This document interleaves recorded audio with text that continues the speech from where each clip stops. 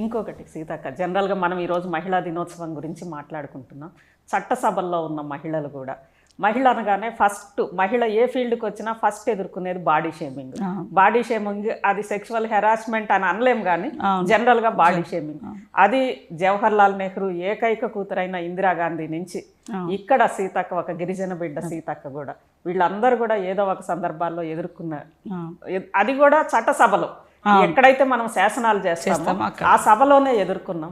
ఏంటి దాని మీద మీకు ఎలా అనిపించింది? అదే నేను ఉద్యమాలలో ఉన్నప్పుడు నేర్చుకున్నప్పుడు మహిళా సంఘాలు పెట్టి మహిళల్ని బాగా ఎంకరేజ్ చేయాలన్నప్పుడు ఊర్లలో ఇట్లా చిన్న చూపు చూస్తున్నారు, తిరుగుబోతు అంటున్నారు, మహిళా సంఘాలలో చేరొద్దు అంటే మేము పెట్టిన సంఘాలు, అప్పుడు పొదుపు సంఘాలు కూడా వాళ్ళు కూడా పాపం ఎదుర్కొన్నారు.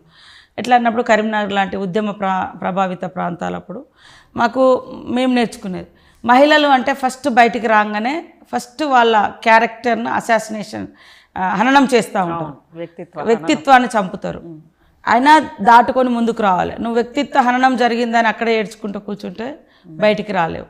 కానీ ఇప్పటికి కూడా మేము అదే ఫేస్ చేస్తూ ఉన్నాం. మనం కూడా అసెంబ్లీలో, సాక్షాత్ అసెంబ్లీలో నాతోటి పక్కన ఒక సోదరుడు కూర్చుంటే దాన్ని మాఫింగ్ చేసే అసెంబ్లీలో ఎంత దారుణము.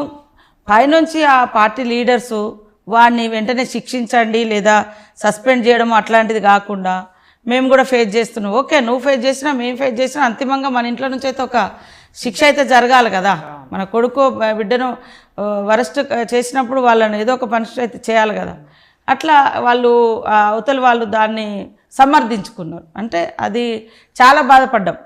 అసెంబ్లీలో పక్క సీట్ అంటే మగవాళ్ళు పక్కన కూర్చోవాలంటే కూడా భయపడే పరిస్థితి వస్తుంది ఇప్పుడు. అంటే మన జెండర్ అనేది ఎప్పటికప్పుడు గుర్తుపెట్టుకోవాల్సిన పరిస్థితి. పొలిటికల్ ఏదైతే అపోజిషన్స్ ఉంటాయో అది పాలిటిక్స్ మేరకు మాట్లాడు, నువ్వు విధానాల మీద పోరాటం చెయ్యి లేదా సమస్యల మీద ప్రశ్నించు. కానీ వ్యక్తిత్వ మహిళల ముందే మాలాంటి వాళ్ళు రావడం, ఈ రాజకీయాలలో ఎదగడం చాలా చాలా అరుదు.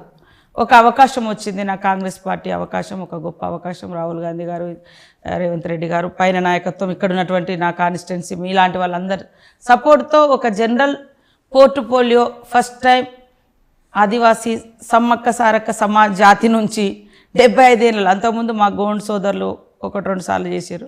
కానీ కోయ కమ్యూనిటీ నుంచి దాదాపు 4-5 సీట్లలో ఖమ్మం జిల్లాలో మేజర్ పార్ట్ ఉంటారు, వరంగల్, కొంత కరీంనగర్ ఇటు ఉంటాము. సరే అందరం ఎస్టీ కేటగిరీలో ఉన్నాము. కానీ ఒక మహిళగా అందులో సమ్మక్క సారక్క జాతి నుంచి ఫస్ట్ పోర్ట్ఫోలియో 75 ఏళ్లలో ఫస్ట్ మంత్రి, అంతకుముందు లేదు. సేమ్ టైంలో ఒక పంచాయత్ రాజ్ అనేది ఒక చాలా పెద్ద పోర్ట్ఫోలియో నాకు ఇచ్చింది. జనరల్ అసలు ఎప్పుడు కాకుండా అది ఇచ్చిర్రు. దానిలో రూరల్ వాటర్ సప్లై ఉంది, రూరల్ రోడ్స్ ఉంది, గ్రామీణ పంచాయత్ రాజ్ వ్యవస్థ ఉంది, ఇవన్నీ ఉన్నాయి. నేను నేర్చుకుంటున్నా, సమర్థవంతంగా పనిచేయడానికి ఒక ఛాలెంజ్గా ప్రయత్నం చేస్తున్నా. సరే, కొంతమందికి ఈ శాఖ నాకు రావడం, కొంతమంది ఇష్టం లేని వాళ్ళు ఉంటారు. ఇంకా రకరకాల వాళ్ళు రకరకాల కామెంట్స్ జరుగుతున్నాయి, వితిన్ పార్టీలో జరుగుతాయి, బయట కూడా జరుగుతాయి. కానీ మాలాంటి వాళ్ళను కొంత ఎంకరేజ్ చేయకుండా మేమేం చేసినా కాంట్రవర్సీ చేయడం, తప్పులు వెతికే ప్రయత్నం చేయడం, అంటే ఒక ఆత్మవిశ్వాసాన్ని తగ్గించే కార్యక్రమాన్ని పర్టికులర్గా కొన్ని పార్టీలు కొన్ని సెక్షన్స్ పెట్టుకొని చేస్తున్నాం. గతంలో మీరు చూస్తే ఈ రాష్ట్రంలో ఒకే ఫ్యామిలీ, ఒకే మెంబరు రాష్ట్రానికి మొత్తం ఒకరే ప్రతినిధిగా ఉండేది. కానీ ఈరోజు మహిళలే ఈ రాష్ట్ర ప్రగతికి సోపానాలుగా మనం వాళ్ళని ఎంపవర్ చేస్తున్నాం, ఎంకరేజ్ చేస్తున్నాం. ప్రతి మహిళను మీరు యాక్టివ్గా ఉండాలని చెప్తున్నాం. కానీ దాన్ని తట్టుకోలేక మహిళలకు ఇచ్చే పథకాలను కించపరుస్తున్నాం.